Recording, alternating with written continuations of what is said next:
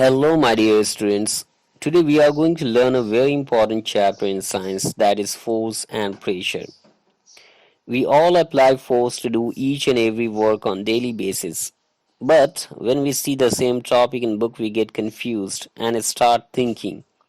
And we put a question for us: what is force? But before defining the force, I ask few questions. Why does an apple fall down? How a car moves on a road? How the position of a football changes from one place to another place. Yes, you got it right. In all these cases, force is applied by one object on the another object.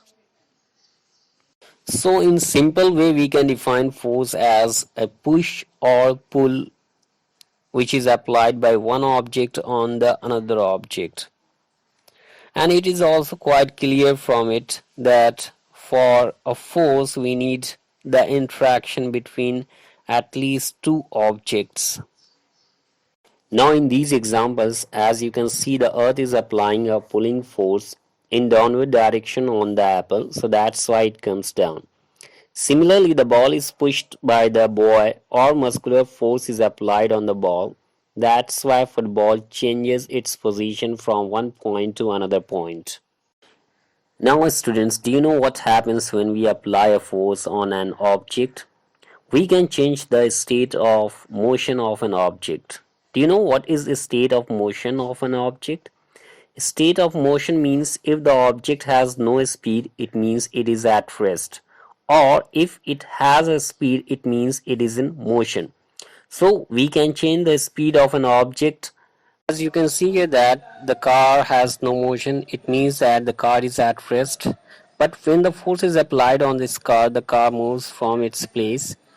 And again, when we apply the force on the car gets stopped. So it means that by applying the force, we can change the state of any object.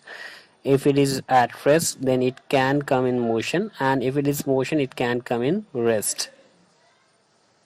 Force can change the direction of an object. For example, as we can see here in this video that the players are playing football, and by applying the force they are changing the direction of ball from one direction to another direction.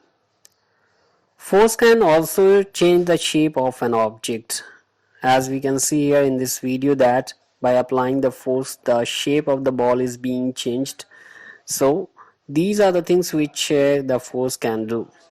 Apart from these activities, we do so many works in our day-to-day life which requires force.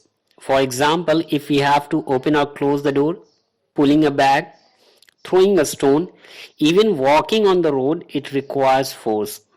Dear students, we are not magicians. We do not know any magical words to do all these works. So force is the way by which we complete these works. Next topic, we have to study about the direction of force. Children, before doing any work, first we decide the direction. For example, if we have to move a table, then first we decide in which direction. Accordingly that the force is applied in that particular direction. For example, here the boy is pushing the object in west direction.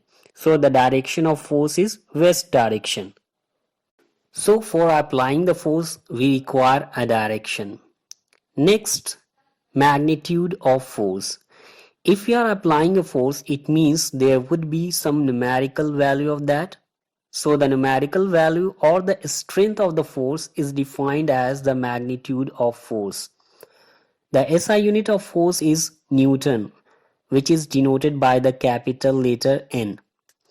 For example, here the boy is applying a 50 Newton force on the table in west direction. So the force has direction as well as magnitude. It's a vector quantity.